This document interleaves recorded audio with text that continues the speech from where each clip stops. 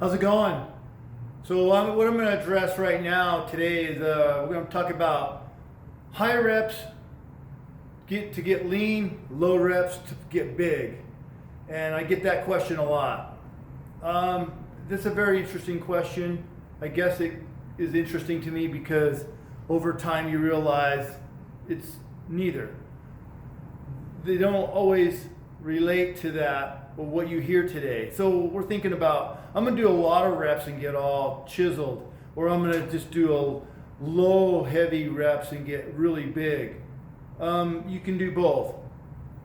Otherwise, it would just be, you just go for a 8-hour run on the weekends and lift a lot of little weights, and all of a sudden you're really lean and you could just kind of go back to your everyday thing. We have to think about food consumption and what we're putting in our body and how much to get leaner and to get bigger. We're talking about the same thing, surplus going the other direction. So we really gotta stop thinking about lighter weights to get you ripped, heavy weights just get you big. One of the questions also is a little bit confusing to people is that they're asking me all the time, what's best?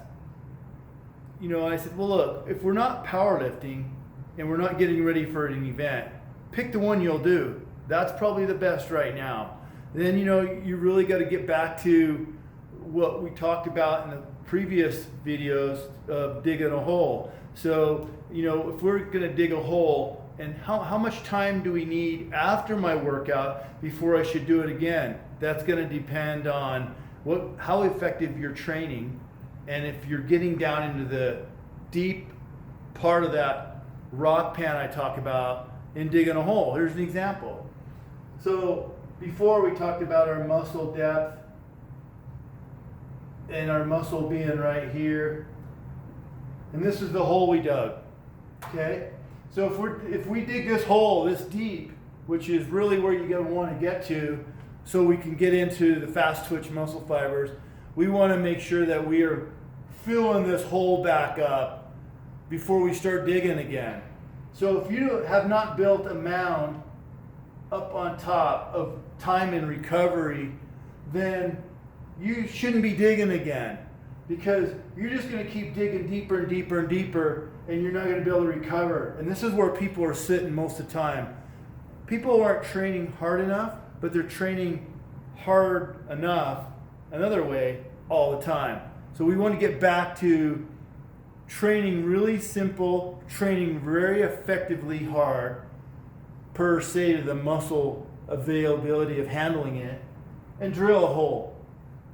How do you know when you've filled the mound up? Well, when you go to the next workout, if you can't top that weight and do more reps, or you can't lift heavier weight, then you didn't let that recovery go long enough. So how do I know to adjust? Well, if you went 5 days before you trained again, and all of a sudden now we're here and we're not any stronger, then you weren't able to recover from that amount of work. So extend that another day, and you keep extending that other day. Now, another misconception, the more muscle you have isn't the more you can train, it's the least amount of time you can train, because you're that much more effectively digging a hole because of the muscle intensity. So dig a hole, let it recover, and then hit it again. And basically that's how you know how often you should train. Just, you gotta try it.